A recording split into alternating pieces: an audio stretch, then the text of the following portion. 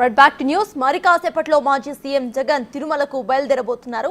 అయితే ఆయన డిక్లరేషన్ ఇవ్వాల్సిందేనన్న మంత్రి ఆనం రామనారాయణ రెడ్డి డిమాండ్ చేస్తున్నారు. మంత్రి ప్రకటనతో జగన్ ఏం చేయబోతున్నారు అనే దానిపై ఉత్కంఠ నెలకొంది. మరోవైపు డిక్లరేషన్ ఇచ్చే ప్రసక్తే లేదన్న వైసీపీ నేత భూమన కరుణాకర్ రెడ్డి తేల్చి చెప్పేశారు. మరి టీటీడీ అధికారులు డిక్లరేషన్ అడిగితే జగన్ సంతకం పెడతారా లేదా అనే సందిగ్ధత నెలకొంది.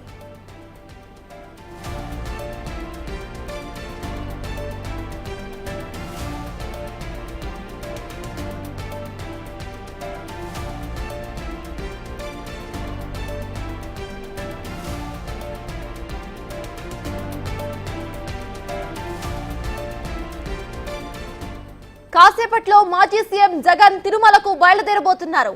అయితే ఆయన డిక్లరేషన్ ఇవ్వాల్సిందేనన్న మంత్రి ఆనం రామనారాయణ రెడ్డి డిమాండ్ చేస్తున్నారు.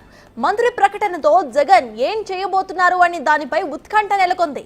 మరోవైపు డిక్లరేషన్ ఇచ్చే ప్రసక్తే లేదన్న వైసీపీ నేత భూమన కరుణాకర్ రెడ్డి తేల్చి చెప్తున్నారు. మరి టీటీడీ అధికారులు డిక్లరేషన్ అడిగితే జగన్ సంతకం పెడతారా లేదా అనేది సందిగ్ధత నెలకొంది.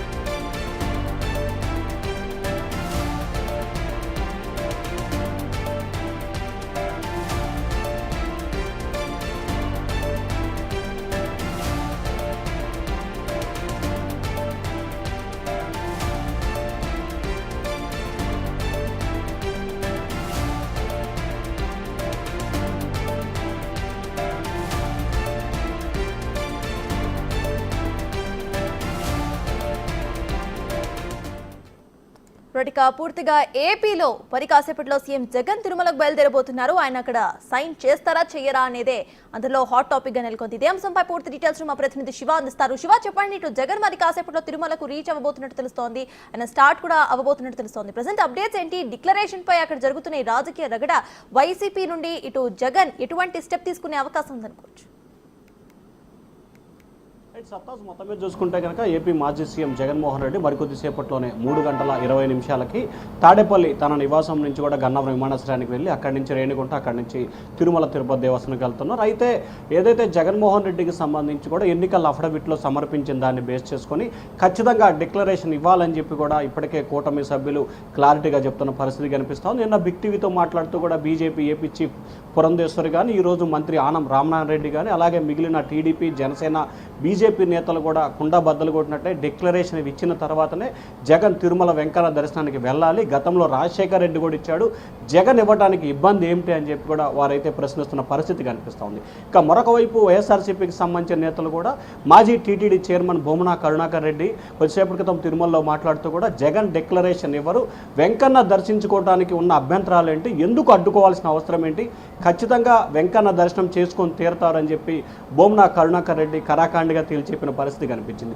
సో ఇప్పటికే తిరుమల తిరుపతి దేవస్థానానికి సంబంధించి కూడా ప్రభుత్వం కొన్ని డైరెక్షన్స్ ఇచ్చినట్లు కూడా తెలుస్తోంది. ఖచ్చితంగా డిక్లరేషన్ ఇవ్వాల్సిందే అని చెప్పి తిరుమల తిరుపతి దేవస్థానానికి సంబంధించిన అధికారులు కూడా దానికి తగ్గట్టుగానే ఏర్పాట్లు చేస్తున్నట్టు తెలుస్తోంది. మరి జగన్ డిక్లరేషన్ ఇచ్చి వెళ్తారా లేదా డిక్లరేషన్ ఇవ్వకుండా వెళ్లే ప్రయత్నం చేస్తారా అనే ఉత్కంఠ అయితే ప్రస్తుతం కొనసాగుతోంది. మరొక వైపు వైఎస్ఆర్సీపీ శ్రేణులు మాత్రం కరాఖండిగా చెప్తున్నారు, ఎందుకు దర్శనాన్ని అడ్డుకుంటున్నారు, డిక్లరేషన్ ఇవ్వాల్సిన అవసరం ఏంటి అనేది వారు గట్టిగా ప్రశ్నిస్తున్న పరిస్థితి అయితే కనిపిస్తూ ఉంది. కానీ మాజీ సీఎం జగన్ మాత్రం మరికొద్దిసేపట్లోనే ఆయన తిరుమలకి బయలుదేరబోతున్నారు. బయలుదేరిన తర్వాత అక్కడున్న పరిస్థితి, తదనున్న పరిణామాల నేపథ్యంలో అవసరమైతే డిక్లరేషన్ ఇచ్చేందుకు కూడా జగన్ వెనుకాడే పరిస్థితి లేదని చెప్తున్నారు. ఖచ్చితంగా డిక్లరేషన్ ఒకవేళ గట్టిగా పట్టు పడితే గనక, ఎందుకంటే ప్రస్తుతం లడ్డు వ్యవహారానికి సంబంధించి చాలా సెన్సిటివ్ విషయం.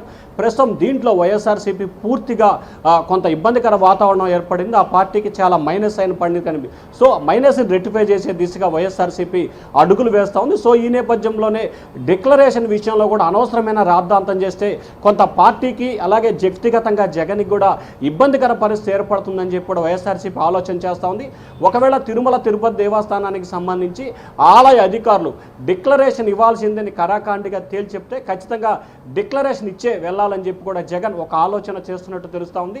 దానికి సంబంధించి కూడా పార్టీ ముఖ్యమైన నేతలతో జగన్ కొద్దిసేపట్లోనే టెలికాన్ఫరెన్స్ నిర్వహిస్తారని చెప్పి కూడా మనకైతే తెలుస్తూ ఉంది. ఇప్పటికే చిత్తూరు జిల్లాకు సంబంధించిన నేతలు, రాయలసీమకు సంబంధించిన నేతలు చాలామంది వందలాదిగా తిరుపతి చేరుకున్నట్లు కూడా తెలుస్తూ ఉంది. ఒకవైపు జగన్ పార్టీ నేతలకి, కార్యకర్తలకి ప్రశాంతమైన వాతావరణం కావాలి, ఎక్కడ ఆందోళన వద్దని చెప్పి జగన్ పార్టీ నేతలు పిలుపునిచ్చారు. మరొక వైపు కూటమి నేతలు కూడా ప్రశాంతంగా ఉండాలి, ఎవరు ఆందోళనలు జగన్ అడ్డుకునే ప్రయత్నాలు చేయొద్దని చెప్పి కూటమి నేతలు కూడా ఒక సందేశాన్ని ఇచ్చారు. సో ఎవరికి వారు పైకి ఒక రకమైన సందేశాన్ని ఇస్తున్నప్పటికీ లోపల ఎవరికి వారు భారీ స్థాయిలో కూడా తిరుమలకి కార్యకర్తల నేతని మోహరించినట్లు కూడా తెలుస్తూ ఉంది.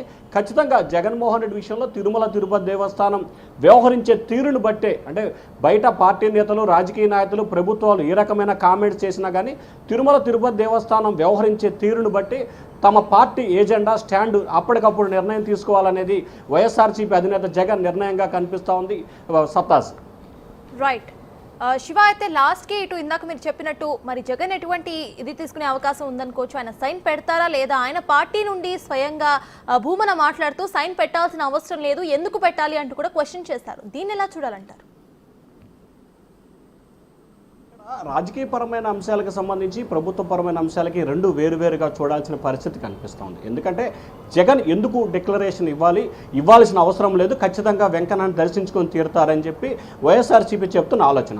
2019 నుంచి 24 వరకు కూడా జగన్ ముఖ్యమంత్రిగా ఉన్న సమయంలో అనేక సందర్భాల్లో ప్రధానమంత్రి నరేంద్ర మోడీతో, హోంమంత్రి అమిత్ షాతో కూడా కలిసి వెంకన్నను దర్శించుకున్న పరిస్థితి. ఆ రోజు ఎందుకు మీరు డిక్లరేషన్ అడగలేదు అనేది ఇప్పుడు బీజేపీ నేతల్ని వైఎస్ఆర్సీపీ నేతలు అడుగుతున్న ప్రధాన ప్రశ్నగా కనిపిస్తోంది.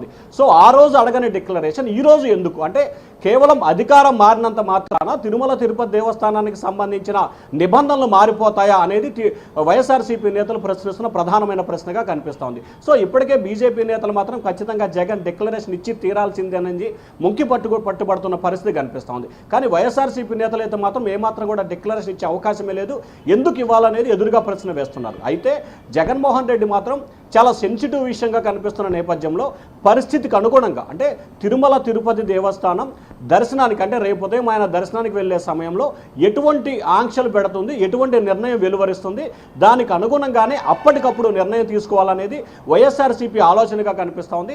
ఒకవేళ తిరుమల తిరుపతి దేవస్థానానికి సంబంధించిన అధికారులు డిక్లరేషన్ ఇస్తేనే అనుమతి ఇస్తామని చెప్పి కనుక ప్రకటనిస్తే ఖచ్చితంగా డిక్లరేషన్ ఇవ్వాలనేదే వైఎస్ఆర్సీపీ ఆలోచనగా కనిపిస్తోంది. ఎందుకంటే ఇప్పటికే లడ్డూ వ్యవహారంలో ఆ పార్టీకి సంబంధించి తీరని నష్టం వాటిల్లింది కాబట్టి భవిష్యత్తులో మరికొంత నష్టం జరగకుండా ఉండాలంటే ఈ వివాదాన్ని సద్దుమణగించాలనేది వైఎస్ఆర్సీపీ నేతల ఆలోచనగా కనిపిస్తోంది. సో దానికి అనుగుణంగానే అప్పటికప్పుడు ఒక నిర్ణయం తీసుకోవాలనేది వైసీపీ స్టాండ్గా కనిపిస్తూ ఉంది. సత్తాస్ ఫైనల్లీ అటు జగన్ ఏ టైంకి తిరుమలకి రీచ్ అయ్యే అవకాశం ఉందనుకోవచ్చు? ఆయన ఆల్రెడీ స్టార్ట్ అయ్యారా? దాని గురించిన అప్డేట్స్ ఏంటి? అంటే సత్తాజ్ ఇప్పటికే ఆయన కాకినాడ అలాగే అల్లూరు సీతారామరాజు జిల్లాలకు సంబంధించిన జిల్లా నేతలతో జగన్ సమావేశమయ్యారు. కొద్దిసేపట్లోనే ఆ సమావేశం ముగుస్తుంది. మధ్యాహ్నం 3:15 నుంచి 3:20 మధ్య తాడేపల్లి తన నివాసం నుంచి రోడ్డు మార్గం ద్వారా గన్నవరం విమానాశ్రయం చేరుకుంటారు. 3:50 విమానాశ్రయం చేరుకొని 4:10 ఆయన విమానం ద్వారా కూడా రేణిగుంట విమానాశ్రయం చేరుకుంటారు. సాయంకాలం 5:20 రేణిగుంట చేరుకొని అక్కడి నుంచి రోడ్డు మార్గం ద్వారా తిరుమల తిరుపతి దేవస్థానానికి 7 గంటల సమయంలో చేరుకుంటారు. ఈ రాత్రి అక్కడే బస చేసి రేపు ఉదయం 9 గంటల సమయంలో తిరుమల తిరుపతి దేవస్థానం వెంకన్నని దర్శించుకుంటారు. ఆ తర్వాత 10:50, 11 గంటల సమయంలో కూడా కిందకి రేణిగుంట చేరి బెంగళూరు వెళ్లే షెడ్యూల్ అయితే ఉంది. ఇప్పుడు మధ్యాహ్నం 3:20 తాడేపల్లి తన నివాసం నుంచి గన్నవరం విమానాశ్రయానికి జగన్ అయితే బయలుదేరతారు. సత్తాజ్ రైట్, థ్యాంక్ యూ శివ.